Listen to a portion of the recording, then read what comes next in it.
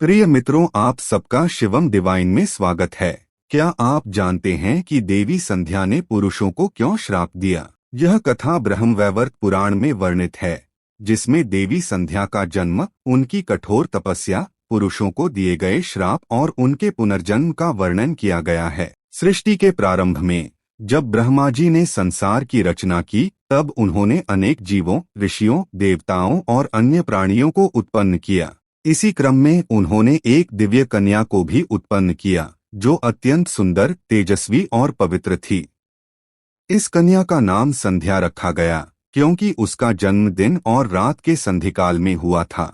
देवी संध्या अत्यंत सरल, शीलवान और ब्रह्मचर्य का पालन करने वाली थीं।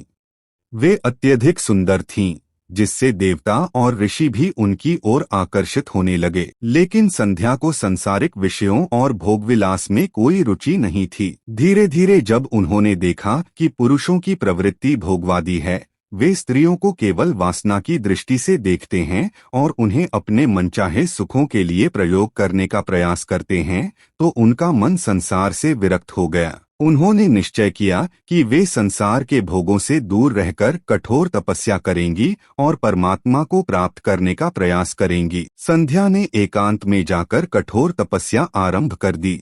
उन्होंने शरीर से समस्त आभूषण त्याग दिए, केवल फल फूल खाकर जीवन बिताने लगी। ध्यान और मंत्र जप में लीन होकर आत्म साक्षात्कार के मार्ग पर चल पड़ी।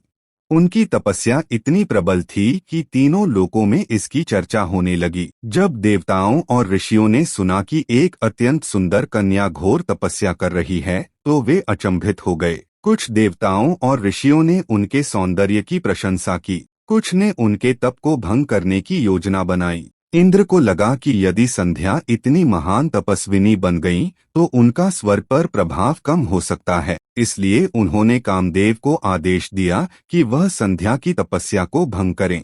कामदेव ने अपने पुष्प बाणों से संध्या पर प्रहार किया, जिससे उनके मन में एक क्षण के लिए विकार उत्पन्न हुआ। लेकिन उन्होंने तुरंत आत्मसंयम किया और मन को वश में कर लिया।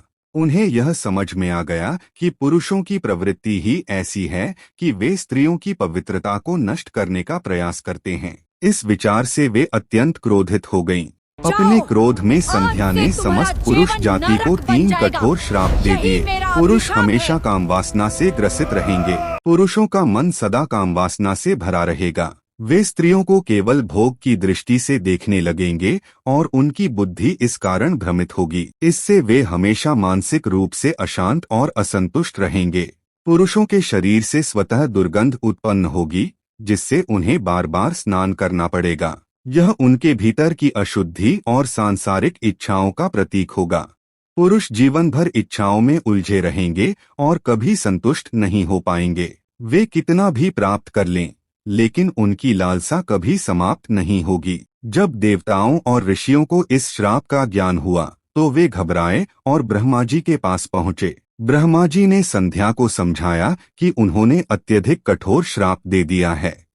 ब्रह्मा जी के कहने पर संध्या ने अपना कुछ क्रोध शांत किया और कहा कि यदि पुरुष अपनी वासनाओं को नियंत्रण में रखते हुए सत्य, तप, योग और धर्म के मार्ग पर चलेंगे, तो वे इन श्रापों के प्रभाव से मुक्त हो सकते हैं। यदि वे अपने शरीर को शुद्ध और पवित्र रखेंगे, तो उनकी दुर्गंध समाप्त हो सकती है। यदि वे संतोष और त्याग को अपनाएंगे, तो उनकी इच्छाएं नियंत्रित हो जाएंगी। श्राप देने के बाद संध्या को अत्यंत पश्चाताप हुआ। उन्हें लगा कि उन्होंने क्रोध में आकर कठोर निर्णय ले लिया। इस अपराध बोध के कारण उन्होंने अग्नि में समर्पित होकर अपने शरीर का त्याग कर दिया। ब्रह्मा जी ने उनकी तपस्या से प्रसन्न होकर उन्हें वरदान दिया कि वे पुनः एक पवित्र स्त्री के रूप में जन्म लेंगी।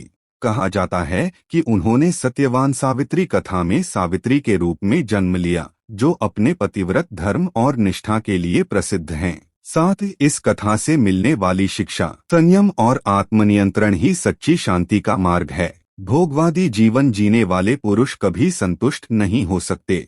क्रोध में लिया गया निर्णय कई बार जीवन भर का पश्चाताप बन जाता है।